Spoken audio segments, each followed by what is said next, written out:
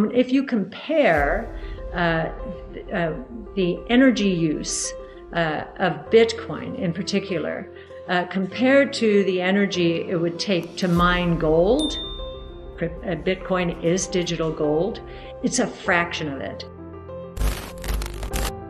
And then if you want to think about it a little bit more broadly, because of course the Bitcoin blockchain and other blockchains are going to enable much more rapid settlement of trades and transactions than the traditional financial institutions, say 10 minutes as opposed to a week or a few days.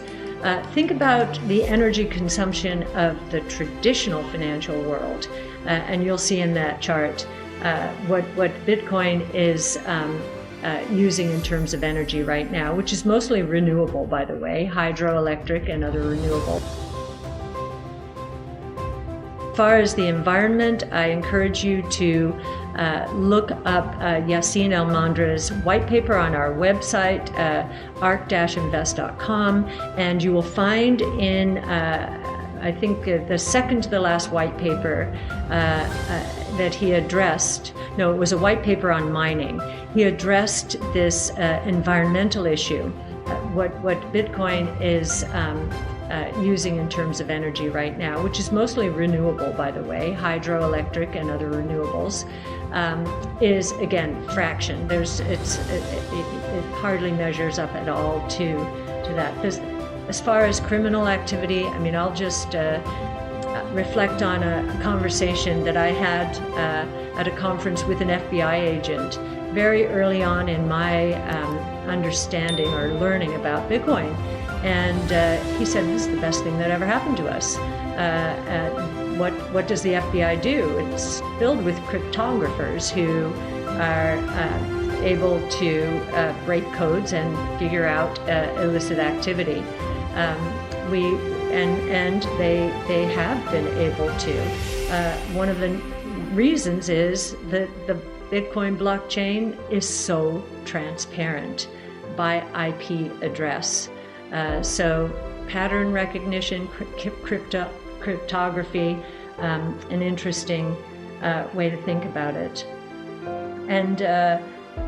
And as far as speculative, sure, it's had a very big move recently, and I would say some of the recent buyers might have been influenced by other people and not a real understanding of what is going on here.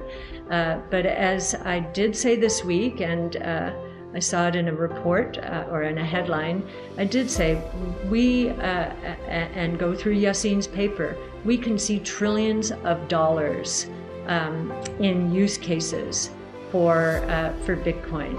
And I think the most important thing that we as investors need to do is be very supportive of those who are evolving this ecosystem.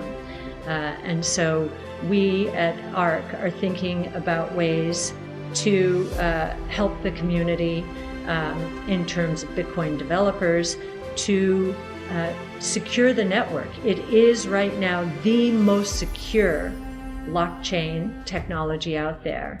And so for very high value transaction, think $1 million transaction, it does take 10 minutes, and that seems to be a complaint, and it is a complaint relative to other blockchains that involve smart contracts that are instantaneously settled. But this is the most secure network, and one reason is that 10 minutes. And if the cost is, I don't know, $10, and I'm not quite sure what the cost is, but compared to the cost to transfer $1 million through traditional financial systems, no, there is no comparison. So our confidence in Bitcoin and the Bitcoin blockchain has continued to grow over the years, as I think we've stated very often. With the FUD narrative, the fear, uncertainty, and doubt narrative of Elon Musk and the greenness of Bitcoin, which I'll come on to. I've got my own theories on that.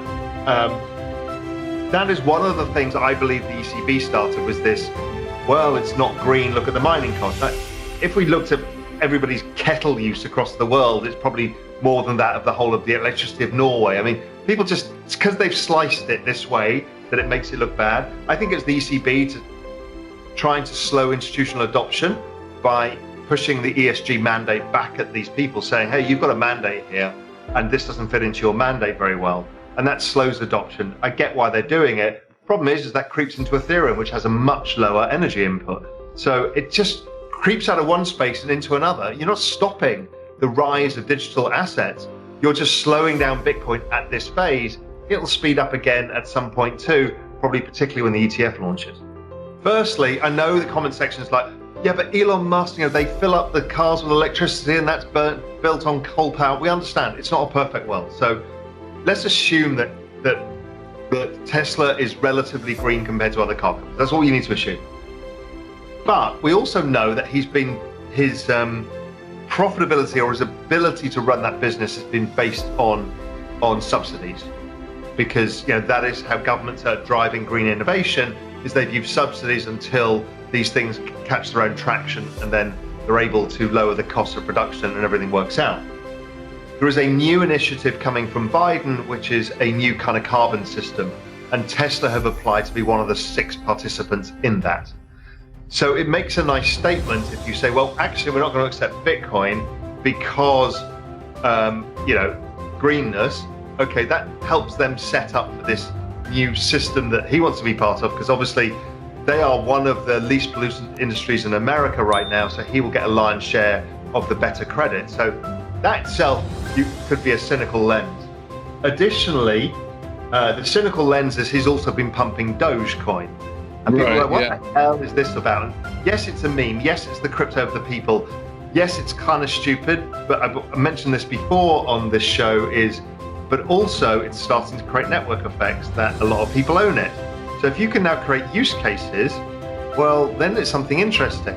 Now, Mark Cuban was the first to see this, and he said, yeah, you could buy Dallas Mavs stuff with Dogecoin because it's the coin of the people. So it was kind of done as fun, but it's exchangeable, so why not? Now, my guess is Tesla are going to accept it for payment, and they might even use it for Internet of Things streaming payments and stuff like that, because basically Elon, bit of a megalomaniac, fancies conquering Mars, would quite like his own currency. And if he can kind of reverse into Doge and make that essentially Elon community coin, he's got free access to capital. It's an astonishing thought, but that's potentially what's at play here. I could be wildly wrong and it's all a joke, but I just join a few dots and you can get to something interesting. And I've been talking about this for a while, that I wasn't gonna shake off Doge, because once you attract that many people into the ecosystem, it becomes attractive for people to do something with it. So that's what I think is happening.